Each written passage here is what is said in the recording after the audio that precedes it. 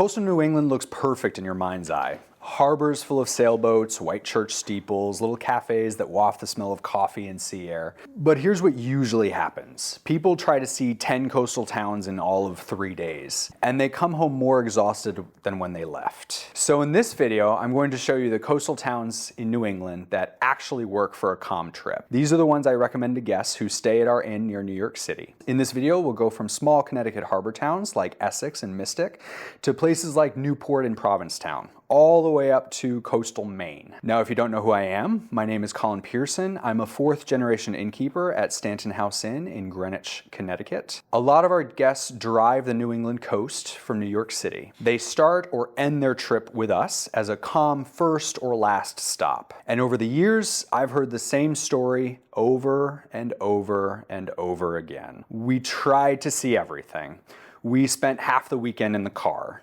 We need a vacation from our vacation. So today I want to walk you through the coastal towns in New England that I actually recommend to guests. Not a list of 25 best anything, just the towns that work well for real road trips from the New York City area. We'll talk about which towns shine as day trips, which ones deserve 2 or 3 more nights, and when places like Provincetown and Bar Harbor belong in a longer loop. And a few simple rules I use so a coastal trip can actually be relaxing. Along the way, if you want more detail on a specific place, I've got full guides for several of these towns. Those are all going to be linked for you. And if you want everything laid out, there's a free Calm Coastal Towns in New England itinerary you can download as well. We'll come back to that at the end. For now, let's hit the road. We're going to start where a lot of my guests do, near New York City in Greenwich, and then head up the coast from there. Before we start driving, I need to give you a few quick rules. If you only remember these, you'll already plan a better road trip. First,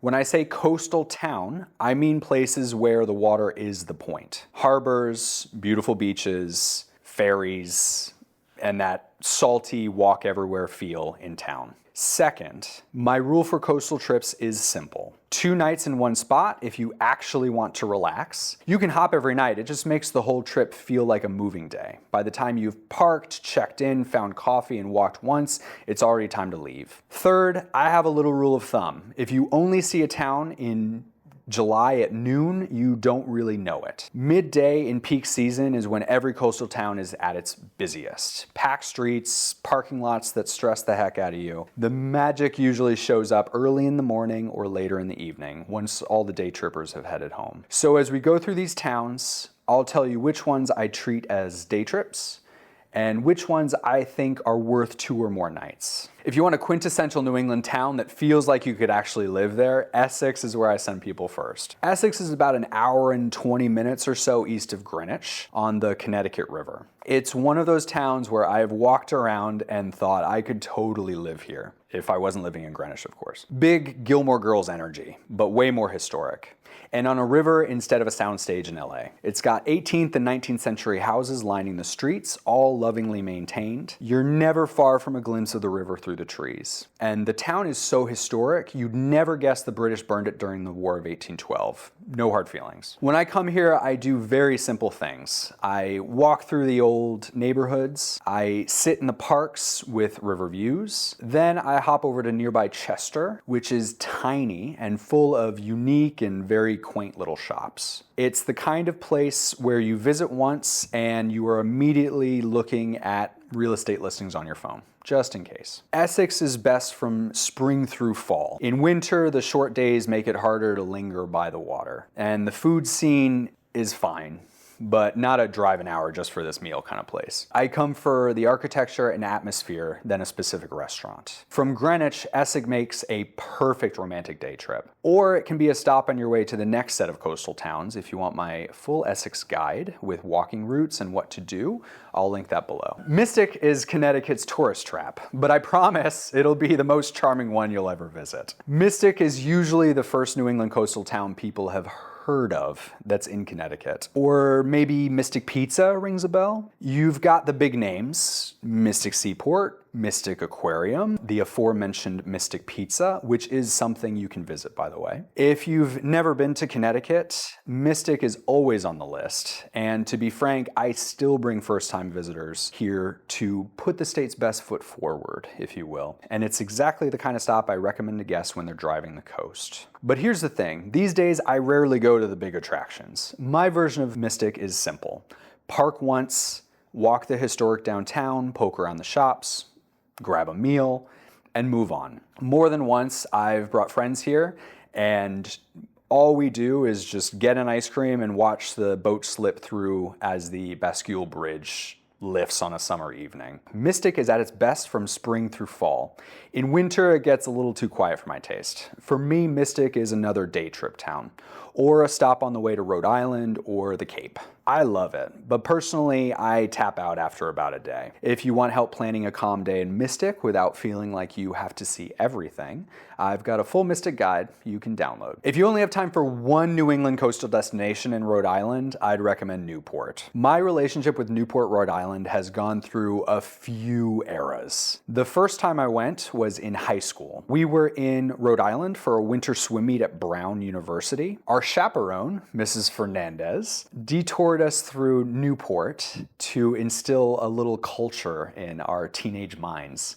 All I remember is cold rain and being mildly annoyed. It kind of felt like The Outsiders. Sorry, Mrs. Fernandez, you did your best. High school me just wanted to go home. The next trip as an adult in June was the exact opposite. Clear skies, lush gardens, the waves below the cliff walk, sparkling in the sun. We did the classic Newport list. 1 or 2 mansions, the Breakers, Chateau-sur-Mer, the Ocean Drive Loop, Fort Adams State Park, a stroll through town, a surprisingly memorable bowl of ramen. At night, the gas lanterns on the houses made the whole place feel romantic and a little theatrical. My most recent visit was in late September. Fewer crowds, less of the high summer buzz. We parked at Easton's Beach, walked the whole length of town, and meandered through the gardens at the Elms. You can walk the grounds for free, by the way, which we learned from a very affable guide. Late September is probably my favorite version of Newport. My big rule here is simple. 1 mansion per trip, maybe 2, if you're very into Gilded Age interiors. More than that, and they start to just blur together.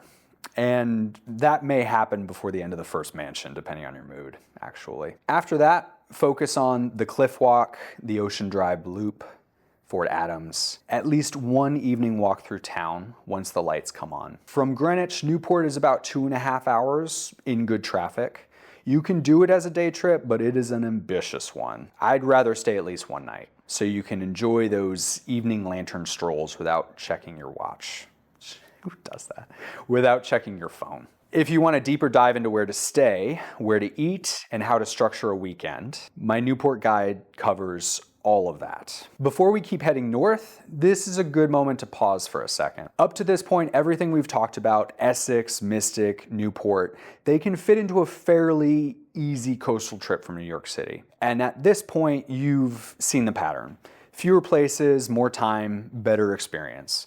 Once we go past this point though, the town starts spreading out a lot more. Cape Cod, coastal Maine. These are places where slowing down is even more important. If you're looking for the most unique New England coastal town on this list, for me it's Provincetown. P-Town sits at the far tip of Cape Cod. It feels like the edge of New England, and honestly its own little tiny little planet. I've been lucky enough to visit almost every year for a while now, usually the first week of June. Locals swear the weather is terrible that week. Somehow I keep getting beautiful sunshine. Provincetown blends classic New England details like shingled houses, the church towers, with something much more vivacious. Quirky, colorful architecture, genuinely good restaurants, drag shows and live music at night. It has one of the most joyful LGBTQ communities on the East Coast. The biggest mistake people make is trying to see Provincetown in an afternoon. You miss the best parts. The magic of this place is in the quieter moments of the day. Like, for example, walking to grab coffee early in the morning when the streets are just waking up, reading on a porch while the midday crowds peak on Commercial Street, evening strolls after the day trippers have gone back to their cars and ferries. That rhythm is why I like staying a full week when I can. Drive time matters here too. My first visit was a 2-night trip. The drive was about 4 hours each way from the New York City area. The visit itself was fantastic, but for such a short stay, it felt like too much time in the car and not enough time in town. Now I think of Provincetown differently. It's not a quick weekend stop. It's a place to anchor a longer Cape trip, or the final stop on a New England coastal road trip where you want to feel like you've reached the end of the map or the world for a few days. If you're curious what a calm week in Provincetown looks like, I have a full guide for that as well. From Provincetown, a lot of people take the ferry to Boston, pick up a car if you don't have one, and keep heading north. So let's follow that line up the map. If you're building a New England coastal road trip bucket list, Bar Harbor and Acadia National Park are definitely on it, I'm sure. Bar Harbor is the New England coastal destination people daydream about. In season, it gets busy. Cruise passengers, road trippers, hikers, and foliage chasers all funnel into the same small streets, but it's backed by some of the most striking scenery on the New England coast. Harbor views and boat tours, drives and hikes in Acadia, sunrise or sunset from places like Cadillac Mountain. From the New York or Greenwich area, Bar Harbor is roughly an 8-hour drive, one way, and that's before you add stops. For me, that's too far for a quick, long weekend. Bar Harbor belongs in a 7 to 10 day road trip, not a let's pop up there for a few days kind of place. I spent childhood summers inland in Maine on a lake, not the coast. Coastal Maine, especially places like Camden and Bar Harbor, are still on my list for a longer adult return trip. If you're planning that kind of trip, Bar Harbor is an obvious anchor. Just treat it like what it is, a bucket list stop that deserves real time, not an 8-hour sprint each way for one full day in town. So, how do you take all these trips and turn them into an actual calm trip instead of a frantic checklist? A few quick patterns I recommend to guess. For a weekend from New York City, pick one main harbor town. Could be Mystic, Newport, or a base in coastal Connecticut, and maybe one side trip for a few hours. Essex, Stonington, and then call it good. For a 4 to 5 day coastal sampler, do 2 bases. For example, Greenwich for 2 nights, Newport for another 2 nights, or Newport for a couple nights, and then Provincetown for the rest of your trip. You get variety without packing and unpacking every day. Along the way, treat places like Mystic and Essex as great lunch or half-day stops on the drive north or south. The idea is always the same. Fewer bases, more mornings and evenings in each town, and drives that feel like part of the trip, not a punishment for it. Timing makes as much difference as the towns you pick. For calmer trips, I like late spring up to early June, September, early October. Provincetown has been good to me in late April, and the first week of June. Newport is gorgeous in June and September. The gardens are still lush, the crowds are nowhere near as crazy as July levels. And towns like Essex and the Connecticut shoreline are fantastic from spring to fall, as long as there's enough daylight to wander and sit by the water. Whatever month you choose, try to give yourself one early morning walk, one quiet evening stroll in every place you stay. You'll learn more about a town in those 2 windows than on any crowded midday. Where you begin and end a trip matters more than people think. Starting or ending your coastal trip near New York keeps the first and last day of travel easy. It's something many guests mention when they stay at our bed and breakfast in Greenwich. Beginning close to home means your first day is a short drive, not a full one on the highway. You can settle in, relax, and then head farther up the coast the next morning. Ending near home gives you a softer landing on the way back. One last good breakfast, a shorter final leg, and the feeling that you eased back into real life instead of slamming into it. At our 1840s Inn in Greenwich, a lot of guests pair a few coastal nights with a couple of days exploring town, a day trip into New York City, or a last slow morning in the garden before they drive home. You don't have to start or end in Greenwich, of course, but choosing your own gateway town that's closer to home, calmer, and easy to reach by road or rail changes the feel of the whole trip. If you'd like all of this laid out for you, I put together 3 sample coastal New England road trip itineraries. A weekend coastal sampler, a 4 to 5 day trip, a 7 to 10 day loop that includes Bar Harbor and Provincetown. Each one includes how many nights to spend in each town, realistic drive time ranges between stops, the best months for fewer crowds, and the rules I actually use myself. You remember. The 2-night minimum, day trip versus base, and the noon in July doesn't count rule. You can grab that in the link below in this video. And if there's a specific town you're excited about, Mystic, Newport, Provincetown, places like that, I'll also link my guides for those. They go deeper into what to do, where to eat, and how to make each town feel calm instead of chaotic. If this was helpful, you might enjoy those too. And if there's a coastal town in New England you love that I didn't mention, I'd love to hear about it in the comments. Either way, I hope your next run through the coastal towns in New England lets you come home feeling more rested than when you left.